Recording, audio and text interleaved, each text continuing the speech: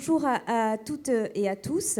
Je tenais à remercier Madame la Ministre et l'ensemble de la Fédération Wallonie-Bruxelles. En fait, je vais citer des prénoms parce que ça va être plus facile pour moi. J'ai encore du mal un peu à distinguer les États, enfin les échelons régionaux. Je remercie Yamina pour l'organisation de ma venue et l'ensemble de l'accueil, Barbara, je pense à Alexandra et à Audrey aussi. Moi je suis Edith Marvé-Jouls. Tu peux passer, voilà. Je vais... Non, en fait, non, on va revenir sur la première. Je suis docteur en géographie du genre.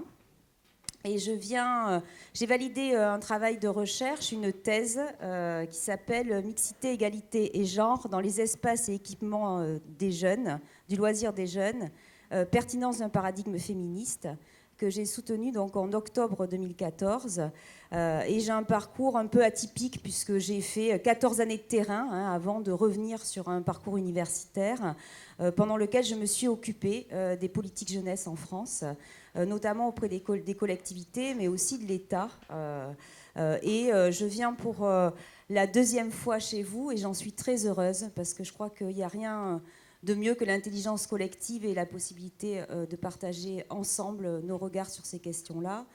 Je vais, après la qualité des interventions qu'il y a eu avant moi, essayer finalement de traverser tout ce qui vous a été dit en le redisant. Je tenais à dire quand même que je suis exactement dans les mêmes positionnements qui ont été exprimés ce matin.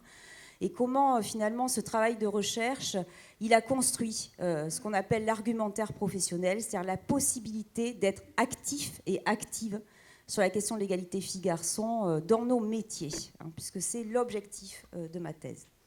Je vais balayer, mais rapidement, puisqu'on l'a bien expliqué, la question des textes. Pourquoi la question de l'égalité, c'est une question démocratique. C'est une question qui se pose à la France et à la Belgique, comme vous venez de le dire, avec le vote d'une loi qui a été votée, nous, en France, le 4 août 2014, la loi Najat Vallaud-Belkacem sur la question de l'égalité réelle entre les femmes et les hommes, et qui réaffirme le rôle des collectivités territoriales. Cette loi a été décrétée le 24 juin 2015. Donc je vais passer, c'est exactement le même principe, c'est-à-dire des bilans pluriannuels, la question de l'égalité femmes-hommes dans la gestion des ressources humaines, donc l'exemplarité en interne et la capacité d'exercer sur le territoire le rôle d'évaluateur de l'État, c'est-à-dire en mettant en place à la fois du gender budgeting, mais aussi l'exigence auprès de nos institutions relais et de nos associations de traiter l'égalité réelle sous l'angle notamment de la déconstruction des stéréotypes sexués, mais j'y viendrai après. Nous avons un document... Yamina, ouais, voilà. Nous avons un document aussi qui nous est commun, deux documents qui nous sont communs. La Charte européenne pour l'égalité entre les femmes et les hommes dans les collectivités territoriales, qui est une charte, donc je ne l'ai pas rappelé, mais évidemment, la question du droit et de l'arsenal législatif et égalitariste est impulsée par le Parlement européen. Ça reste l'instance qui a posé aux États membres la question de l'égalité de manière très forte.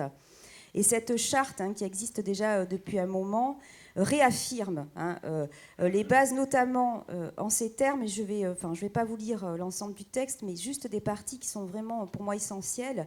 D'abord que l'égalité des femmes et des hommes est un droit fondamental pour tous et toutes et constitue une valeur capitale pour la démocratie. Ce sera la teneur de mes propos. La question de l'égalité femmes-hommes et filles-garçons se pose pour nous, plus encore que partout ailleurs, parce que nous sommes une démocratie. Et que le fait que nous n'ayons pas la capacité, ou en tout cas aujourd'hui nous n'arrivons pas à cette égalité de traitement et cette égalité réelle, pose la question dans son humanité en entier, parce que nous sommes une démocratie. L'égalité va se décliner à partir de l'égalité législative. On ne peut comparer des pays qui, dans le droit, et ça a été bien rappelé, ne font pas égalité entre le droit des femmes et le droit des hommes. Donc c'est une valeur fondamentale et pour parvenir à l'instauration d'une société fondée sur l'égalité, il est capital que les collectivités locales et régionales intègrent pleinement la dimension du genre dans leur politique, leur organisation et leurs pratiques.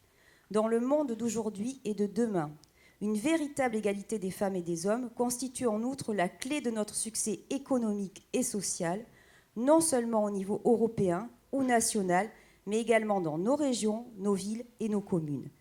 Cette question de l'impact sur le micro-social, c'est-à-dire c'est un projet de société qui dit quelque chose de la capacité que nous avons à vivre ensemble et à organiser nos relations au quotidien.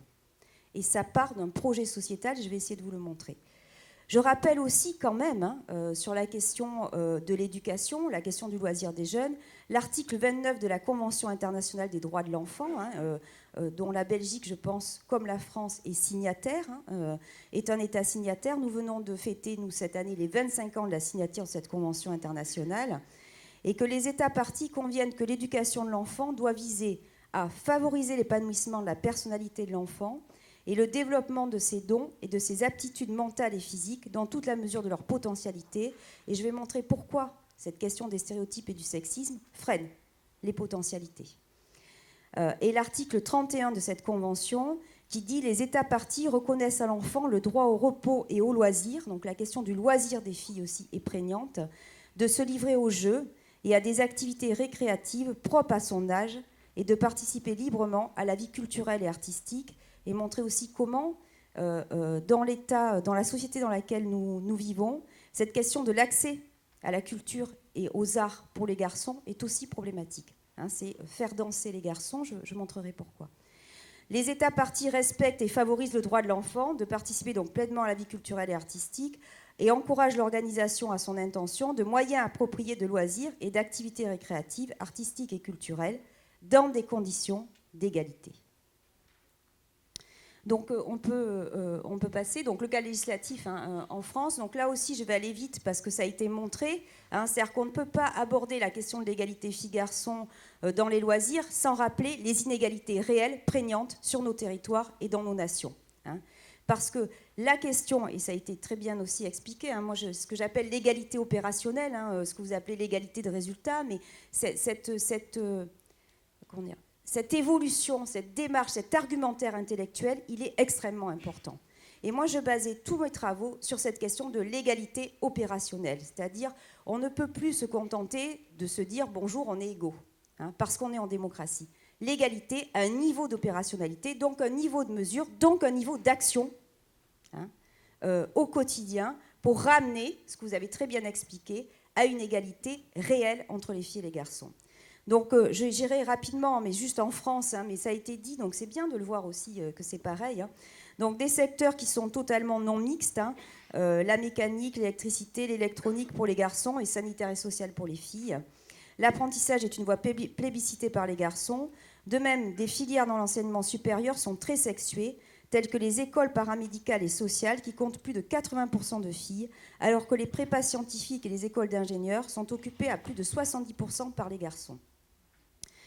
Donc on peut passer à l'autre. Logiquement, les conséquences de l'orientation professionnelle sexuée se traduisent par la division sexuée du travail, on en a beaucoup parlé aussi. Les secteurs de la construction, de l'industrie, de l'agriculture, sylviculture et pêche emploient 2/3 des hommes. Le secteur du tertiaire concentre les métiers de femmes. Une femme sur 2 qui travaille en France occupe un poste dans 20 familles de métiers pour 87 possibles. Donc c'est un rétrécissement du travail des femmes. Les premiers métiers des femmes sont aide à domicile, aide ménagère ou assistante maternelle. Les hommes, quant à eux, ont leur activité professionnelle dont le premier champ est conducteur de véhicules et le deuxième, ouvrier qualifié du second œuvre dans le bâtiment. Donc là, je n'ai pas le temps de vous démontrer pourquoi la problématique dans le travail des femmes et dans le travail des hommes n'est pas tellement, même si on peut en discuter au regard, la division sexuelle du travail, mais bien la hiérarchisation dans la division, c'est-à-dire des travaux de femmes. Les femmes dans le tertiaire, en France, les femmes représentent 80% des temps partiels. 80% des temps partiels sont occupés des femmes. Le premier secteur à déployer les temps partiels sont le secteur tertiaire, où elles concentrent leur activité, ce qui entraîne la précarisation aussi de la vie, parce que quand vous travaillez à temps partiel, vous gagnez moins d'argent, Et c'est aussi, et ça, je n'ai pas le temps de vous le montrer, mais la question de la qualification au long de la vie. Les femmes dans le tertiaire ne bénéficient jamais de possibilités de qualification dans leur métier, alors que les hommes ouvriers peu qualifiés rentrent dans des secteurs qui vont leur permettre en fin de vie d'avoir des qualifications et donc une reconnaissance financière. Donc on peut passer à l'autre. Donc quel que soit le secteur d'emploi, privé ou public, et ça c'est très important de le redire aussi, c'est-à-dire qu'effectivement il y a une administration publique qui dans les textes affiche l'égalité salariale entre les femmes et les hommes, mais on retrouve les mêmes problématiques que dans le privé. Les femmes gagnent moins que les hommes, un écart de revenus entre les femmes et les hommes qui se creuse à la retraite, et ça je trouve que c'est très important de le dire, c'est-à-dire qu'on a un écart de salaire à peu près autour de 20% en France entre les femmes et les hommes, mais on a un écart de retraite de 40% au moment de l'arrivée donc, des retraites moyennes entre celles des femmes et celles des hommes. Donc, bon, j'ai bien sûr, je n'ai pas déployé la question des violences, on pourra en discuter, qui est au cœur de la question de la relation. Donc on va passer... alors je vais rapidement, puisque ça a été très bien démontré, parler du genre en 2 mots, mais vous l'avez très très bien démontré. Donc le genre est le système qui organise les relations femmes-hommes, et les relations femmes-hommes soutiennent le système. C'est-à-dire que cet ordre social dans lequel nous sommes, la société que nous avons construite, s'est construit sur la question de la relation femme-homme. Je vais essayer de vous le montrer. Et c'est un ordre social auquel, d'une manière ou d'une autre, nous consentons tous et toutes collectivement. Et qu'il y a donc une manière de s'organiser différente. Je vais essayer de vous l'expliquer. Donc, ce genre, le genre est donc ce système qui organise les relations dans le sens, et il faut bien le dire, de la domination du groupe social des hommes en instaurant l'inégale valeur, ce que je vais essayer aussi de vous montrer. La différence, on l'a bien vu, n'est pas ou n'est plus légitimée par des différences biologiques innées et intrinsèques à la nature. Il s'agit d'une différence structurelle, systémique et hiérarchisante. Donc la performance du système, ce système de genre, qui régit les rapports sociaux de sexe, comme vous l'avez très bien expliqué, est conditionnée selon 2 principes. Le premier, c'est la stéréotypie des groupes sociaux de sexe, et le deuxième, c'est le sexisme. On ne peut comprendre la question de la mixité, de l'égalité, les rapports sociaux de sexe, si on ne lie pas les stéréotypes au sexisme.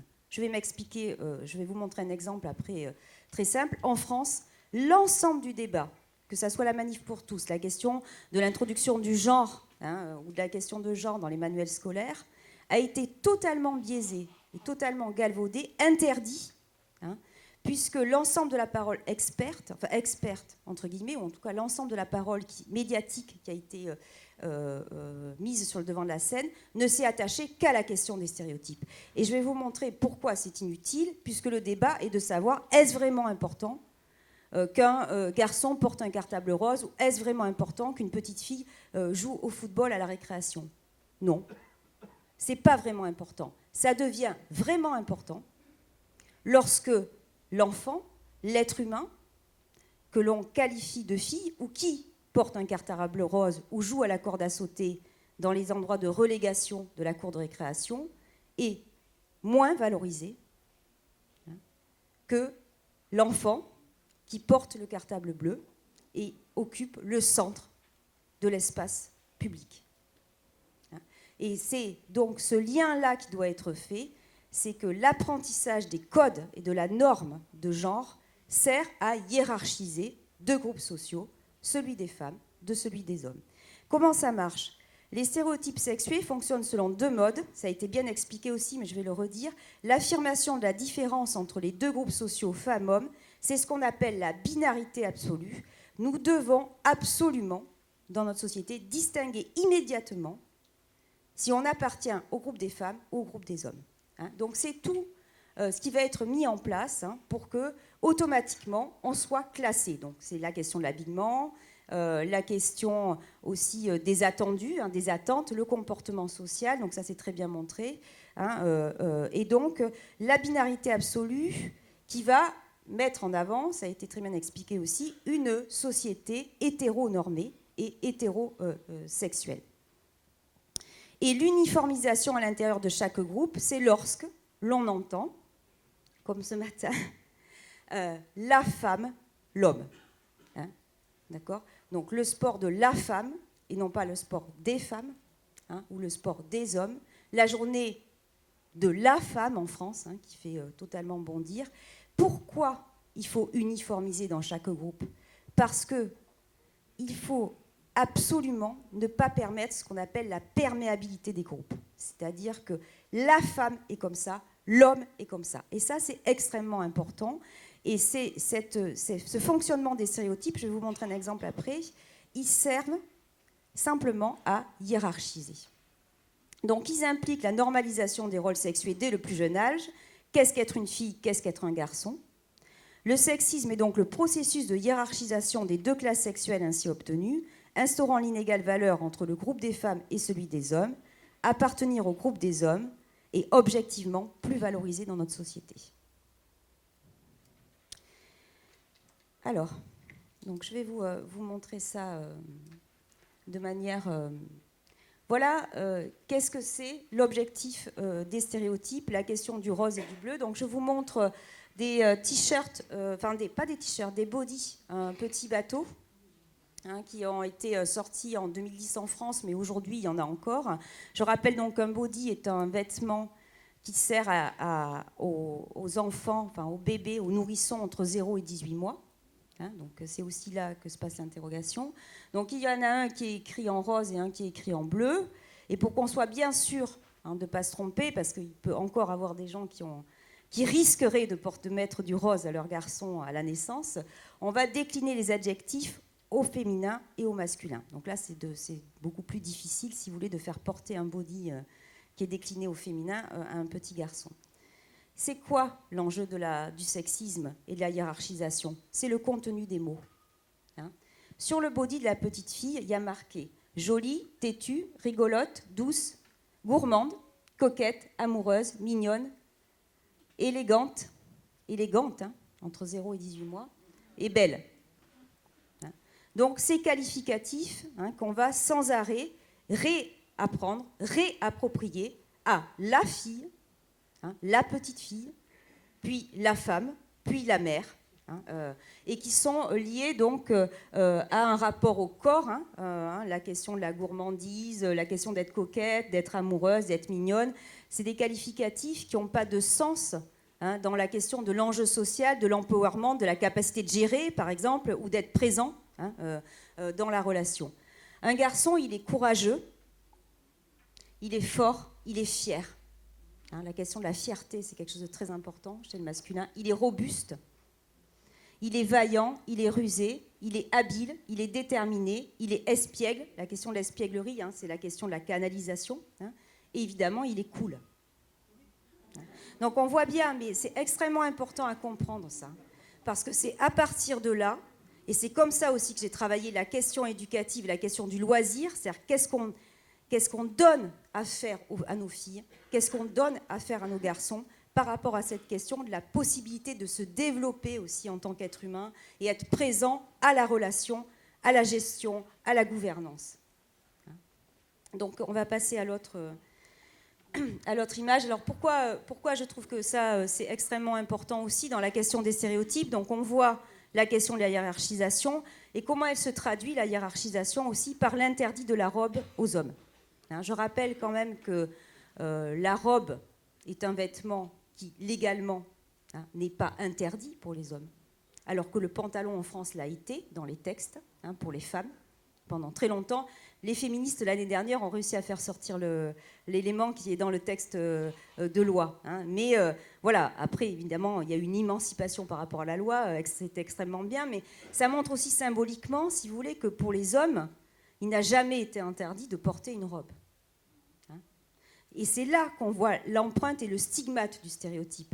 C'est ces interdits symboliques, c'est voilà, comment doit s'habiller un homme, comment doit s'habiller une femme.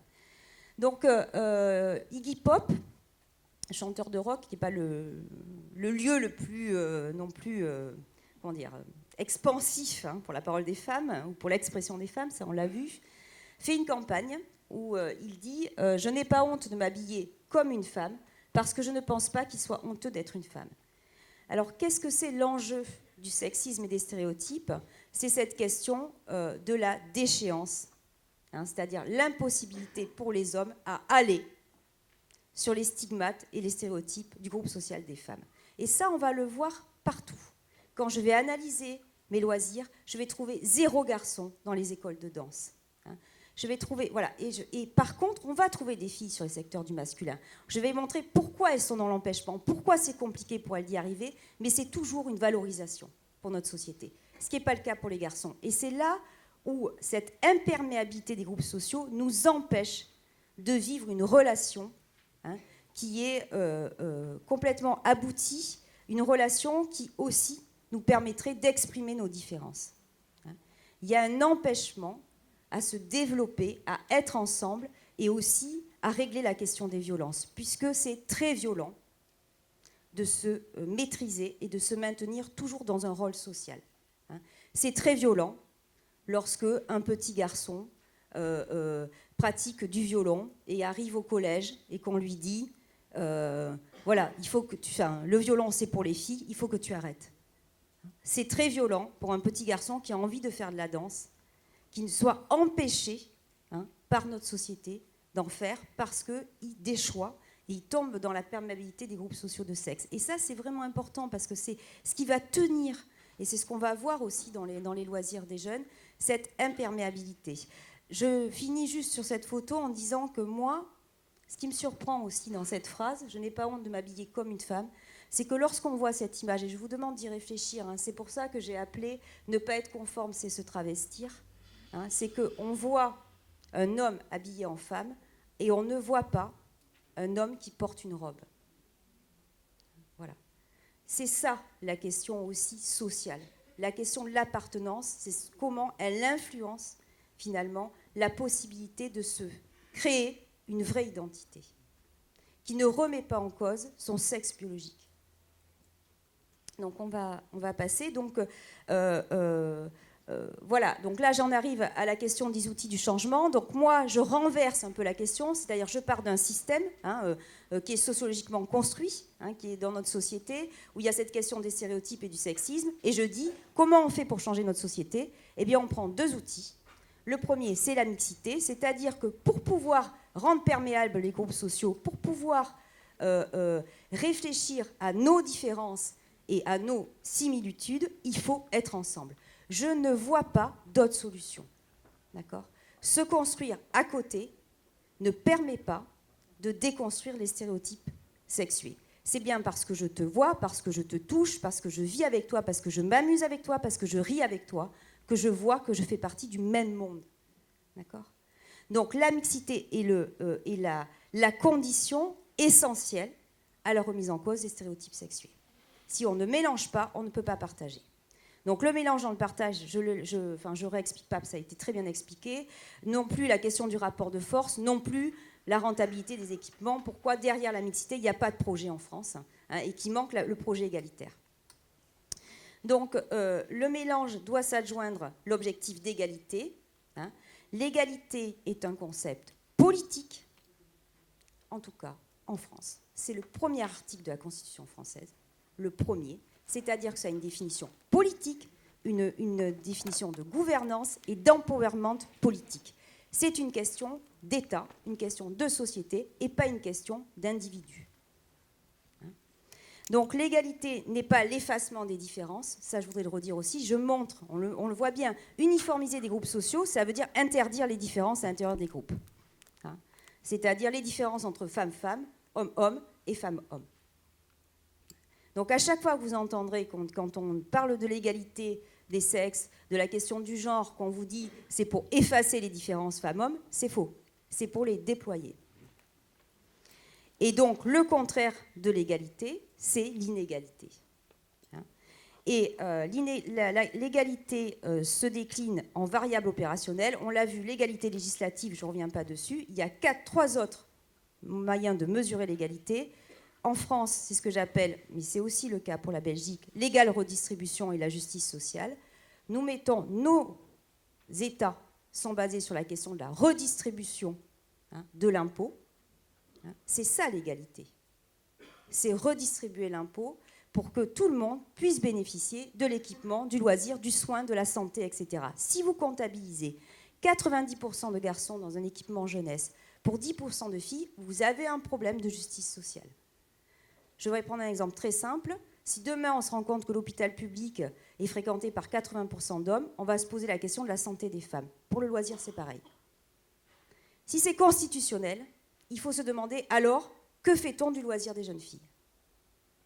L'égal accès, vous en avez très bien parlé, c'est la question de la liberté de choix. On dit qu'il faut que ça soit accessible, il faut que ça soit accessible, mais une fille a-t-elle la possibilité de choisir les mêmes activités que les garçons ? Non. Dans le monde du sport, en France, et sûrement chez vous aussi, elle n'a pas les mêmes choix que les garçons. Pourquoi ? Parce qu'il n'existe pas d'équipe féminine dans tous les sports. Donc elle peut se présenter devant l'omnisport. Si elle veut faire foot, rugby, etc., il n'existe pas d'endroit où elle est reçue. Donc, elle se resserre, comme dans les choix de métier, sur la gymnastique, ce qu'on voit très bien. La question de l'égale valeur, on en a aussi beaucoup parlé, mais c'est le cœur de la question de l'égalité, de la relation dans l'égalité. Lorsque l'on fait le choix, encore une fois, dans un omnisport ou dans d'autres disciplines, de créer une équipe masculine, ou de créer que des équipes masculines, qu'en est-il de la pratique féminine de ce sport-là ? Et c'est une question de l'inégale valeur. On met plus de valeur à la pratique sportive d'un garçon. Donc on va passer. Je vais vous montrer rapidement. Je voudrais que quelqu'un me dise le temps qui me reste. Parce que c'est comme ça que je... Voilà.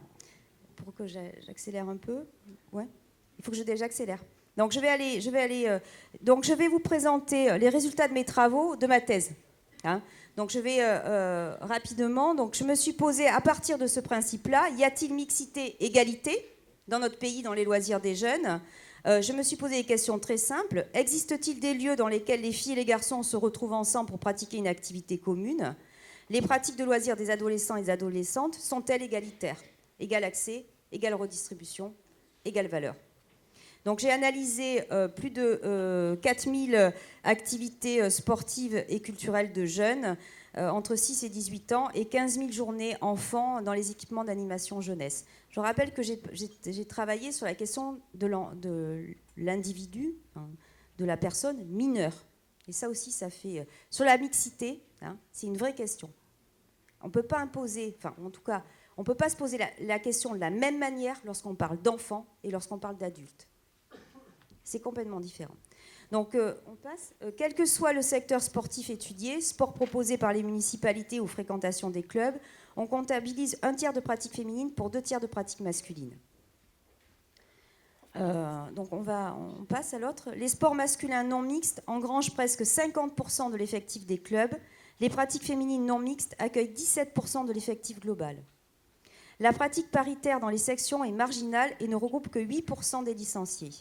Presque 2 garçons sur 3, on l'a dit, 67%, privilégient une pratique sportive dans l'entre-soi, un sport non mixte masculin, pour 48% des licenciés dans l'entre-soi d'un sport de filles. Donc c'est là où on voit la prégnance de l'imperméabilité des groupes du monde des les garçons vont pratiquer des sports de garçons.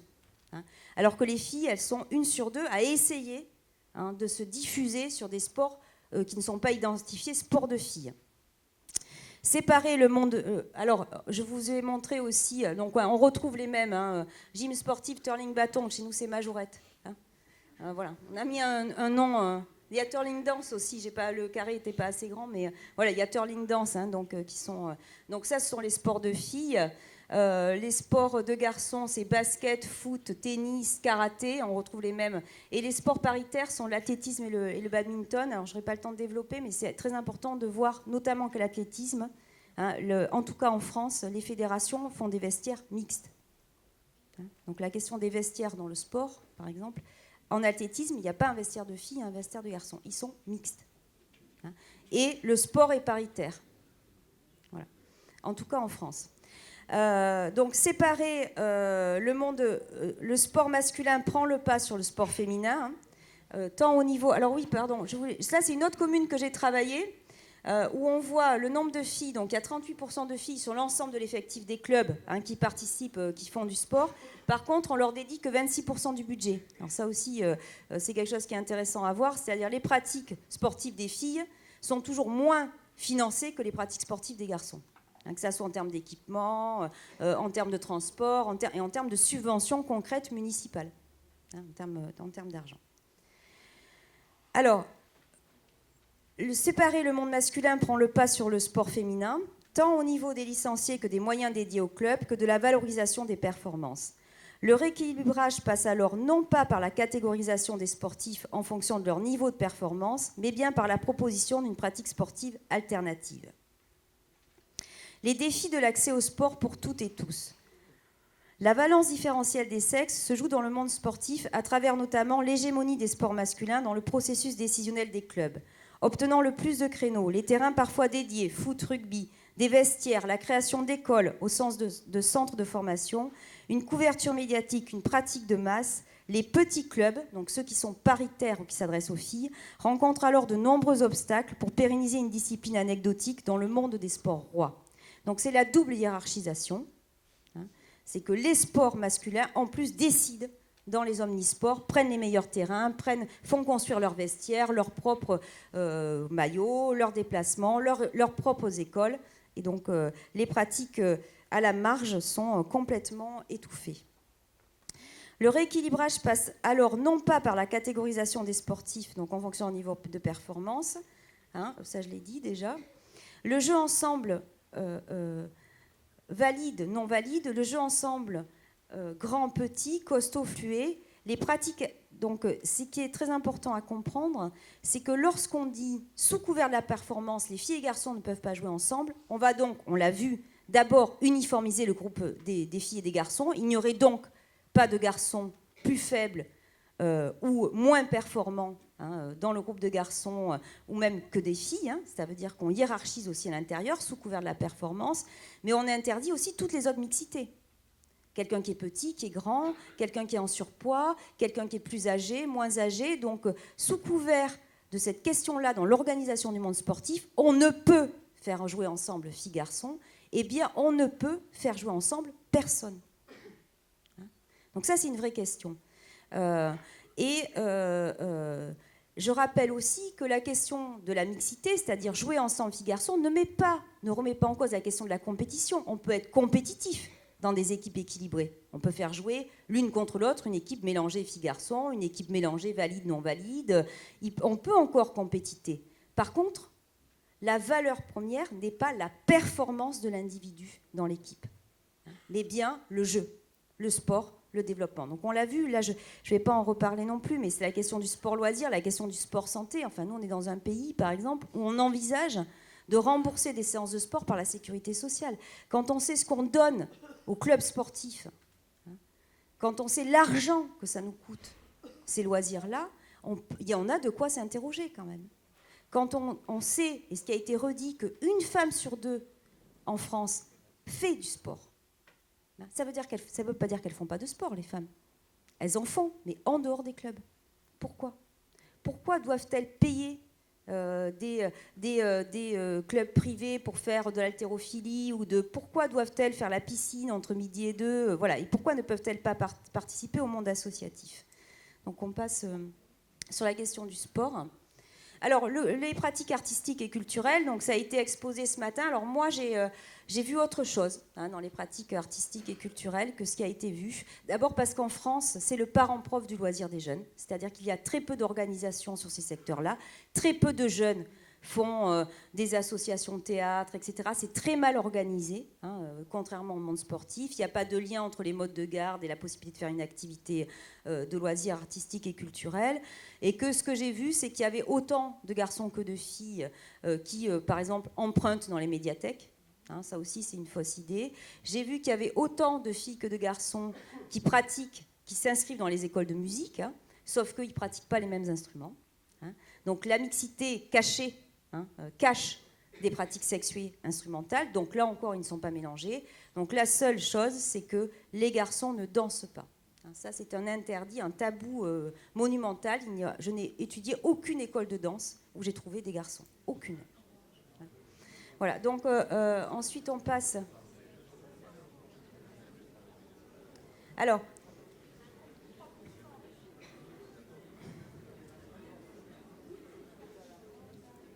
c'est un problème, la question de la danse, on pourra débattre après si vous voulez. Hein, mais voilà. Donc j'ai étudié les écoles de danse qui sont financées par la puissance publique. Hein, d'accord, ce sont les pratiques, on va dire académiques en tout cas, puisque moi ce qui m'intéresse dans ma question, c'est où va l'argent, hein, et comment cet argent participe au nom du mélange des sexes. Hein, donc c'est pas des pratiques à la marge ou des pratiques de rue ou des pratiques, c'est des pratiques dont l'argent public va abonder, hein, dans la structure et dans l'équipement. Donc les pratiques artistiques et culturelles demeurent donc très attachées aux stéréotypes de sexe. Hein, et 11 fois plus de garçons privilégient le sport aux dépens de la danse ou de la musique pour leur loisir. Donc les espaces jeunesse, pourtant a priori moins stéréotypés, n'échappent pas à une division sexuée des pratiques.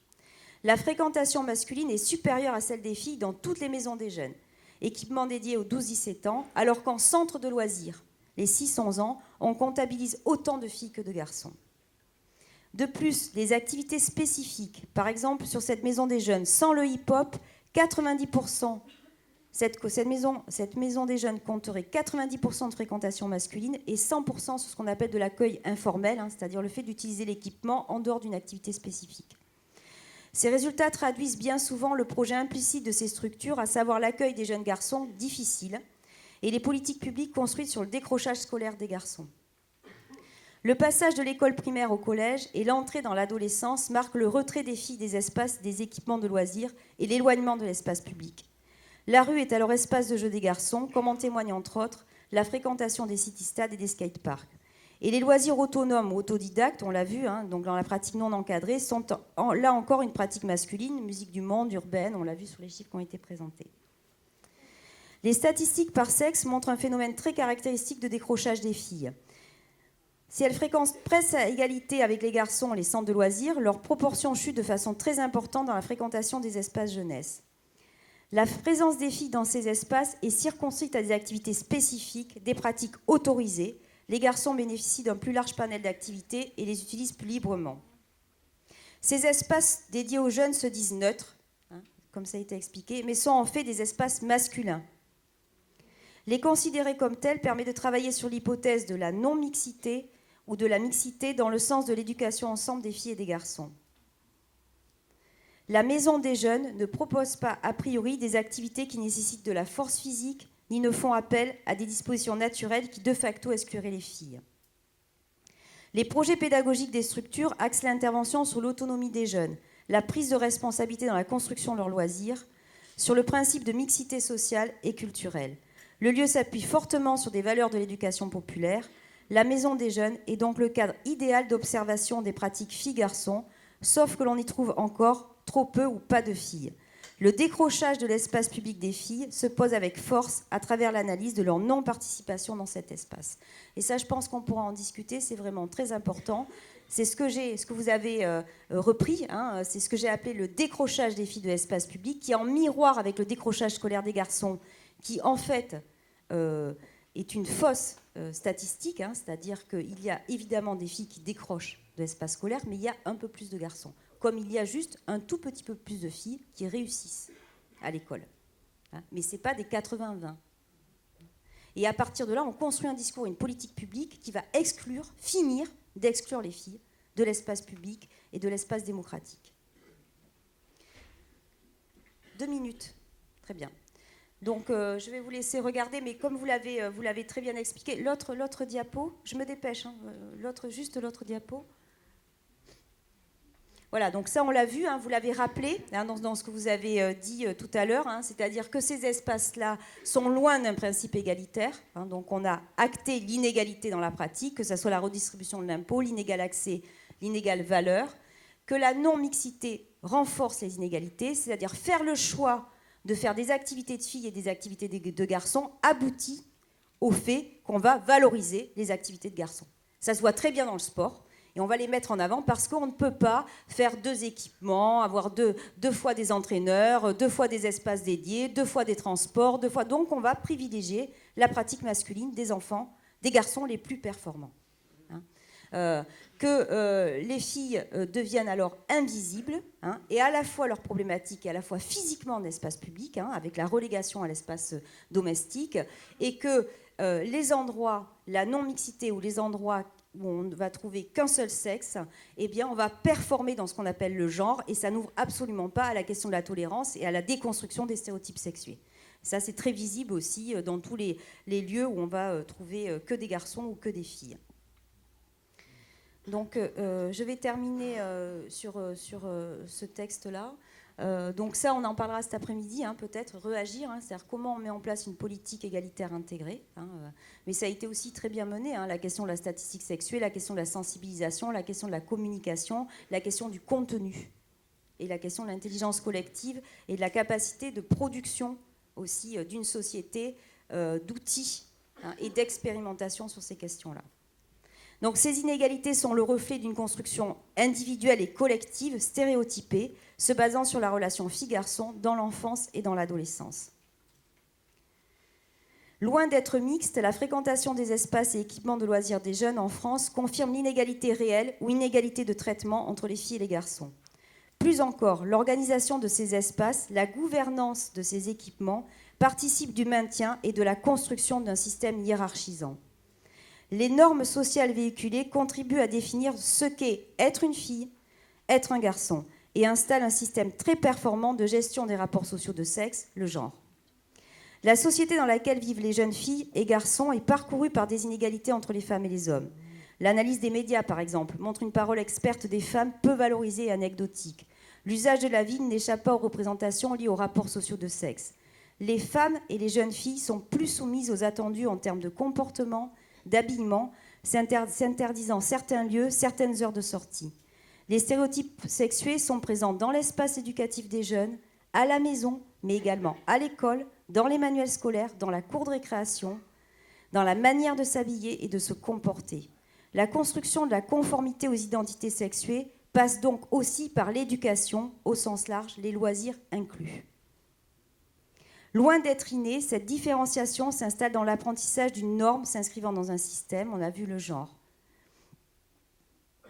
Les inégalités ne peuvent plus être légitimées par des différences biologiques innées et intrinsèques à la nature.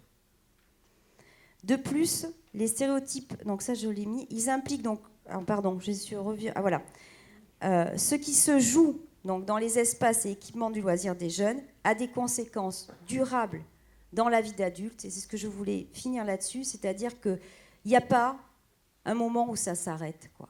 Ce qu'on va inscrire dans le loisir des jeunes, ce qu'on va dire de la relation, ce qu'on va rendre possible, hein, au sens de l'égale valeur, va rester. Et c'est pourquoi, dans notre société, il y a encore tant d'inégalités, que ce soit en termes d'emploi, en termes de revenus, mais aussi en termes de violence. Voilà, je vous remercie.